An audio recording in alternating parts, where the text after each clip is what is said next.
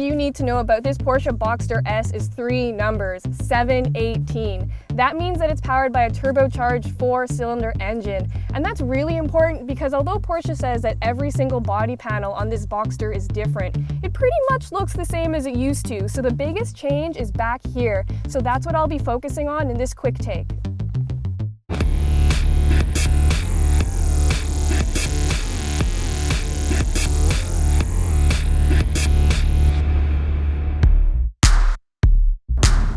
So about 12 inches behind me is a 2.5-liter 4-cylinder engine. It puts out 350 horsepower and 309 pound-feet of torque.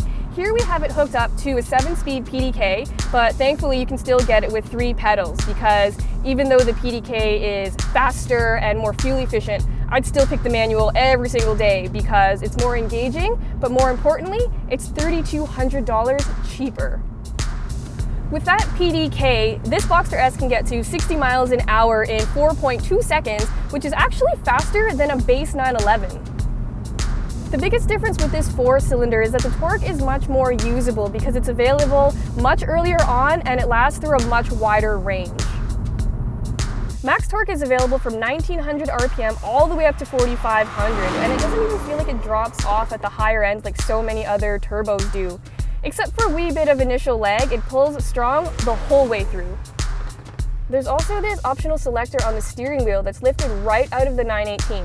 This is the first time it's been used in a Boxster, and it's how you select your different drive modes. My favorite thing is this little button, which I like to call the adrenaline button, because when you push it, it gives you 20 seconds of maximum responsiveness so you can make a quick pass.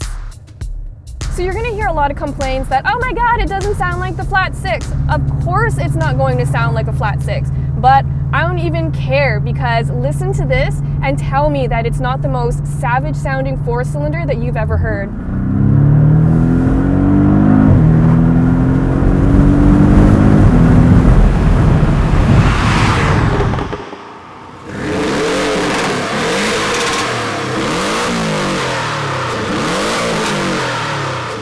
The issue with such a savage sounding exhaust is that stop-start becomes really stupid. I just turn it off.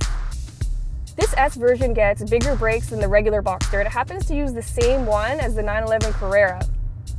It also gets an upgraded engine over the regular Boxster's 2-liter Turbo 4. Half a liter more displacement and a few other upgrades means that this S gets 50 more horsepower and 29 more pound-feet of torque than the regular Boxster. Although the Boxster S is as balanced as it ever was, the back end feels more planted and you have more control, so it's a little bit more difficult for the rear wheels to break loose. I love the way this Boxster S performs. It handles so well and it feels really nice and balanced. And you can just dive into a corner and you know you can just keep pushing it because you have so much traction and it gives you so much confidence. The steering is also a lot faster than it used to be because it uses the same setup as the 911. What that means is that it has a nice heavy weight to it. It's very responsive, really accurate, and that means that the drive is so engaging. I'm also going to argue that this is a practical sports car. There are 5.3 cubic feet of space in the front truck and 4.4 in the rear for a combined 9.7. So no, you're not going to be able to go to Costco, but that's more space than pretty much any other sports car out there. So this Boxster S starts out about $6,800 in the US, and that's a pretty good bargain. The only issue is that Porsche charges so much money for its optional upgrades, and those are actually really good upgrades that you want. So it's terrifyingly easy to hit that 6-figure mark, and that's 911 territory.